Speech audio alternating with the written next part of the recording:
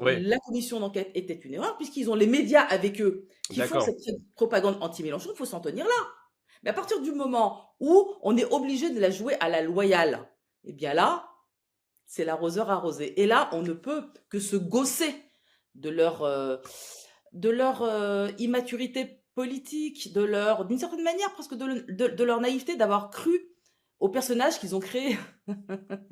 On rigole, c'est très marrant. On a raison d'être admiratif par rapport à la performance de Mélenchon, mais il faut quand même se dire quand même une chose, c'est que il a joué sur du velours. Pourquoi? Parce que ceux qui l'accusent, en réalité, c'est pas simplement qu'ils se sont pas préparés. Parce que c'est vrai on les a accusés, on a vu que CNews a reproché justement à la commission de ne pas s'être préparée. Ça, c'est sûr. Ils sont pas à la hauteur. Mais ils ne peuvent pas être à la hauteur. Pourquoi? Mais parce que ils s'auto-intoxiquent. C'est-à-dire qu'en fait, ils ont créé un faux Mélenchon. Et moi, je le dis avec d'autant plus d'aisance que je sais que les médias, depuis quelques années même, très modestement, je le dis à ma hauteur à moi, ils ont créé une fausse Ouria Boutelja. Ils ont créé une espèce de sorcière. Et en fait, il suffit de parler avec moi, de débattre avec moi pour savoir qu'en fait, que tout s'effondre quand on est dans des débats à la loyale.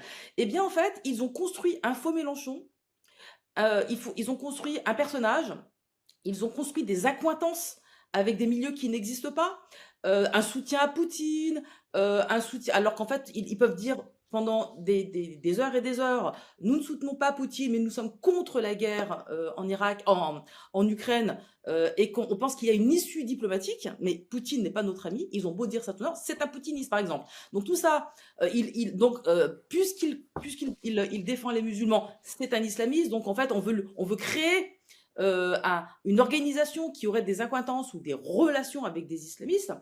Mais tout ça, ce sont des inventions, ça n'existe pas. Donc, en fait, ils ont créé un faux personnage, une fausse organisation, et vous vous souvenez du livre La Meute, truffé de mensonges et de fausses informations. Donc, en réalité, qu'est-ce qui se passe? Eh bien, ils finissent par y croire eux-mêmes, par s'auto-intoxiquer, et ils sont absolument convaincus que le personnage qu'ils ont créé, dont nous on sait qu'il est fictif, eh bien il est réel. Eh bien, qui est apparu devant eux?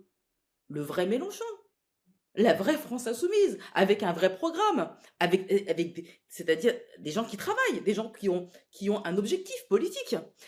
Et donc là, ils ne peuvent que être perdants.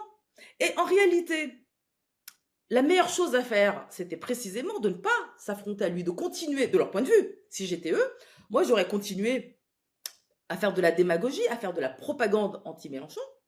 Il y a de nous dans Mélenchon, c'est ça que je veux dire. Il est le produit de 30 ou 40 ans de lutte, comme il est le produit du mouvement social, de la loi travail, des mouvements contre la loi travail, des gilets jaunes. Tout ça, ce qu'a fait Mélenchon, c'est qu'il a fait une synthèse de tout ça. Donc, en quoi? Ben, je dirais que c'est un butin de guerre pour l'antiracisme politique, mais c'est un butin de guerre pour les gilets jaunes. C'est un butin de guerre pour les syndicalistes qui se battent pour leurs revendications au travail. C'est le butin de guerre des luttes.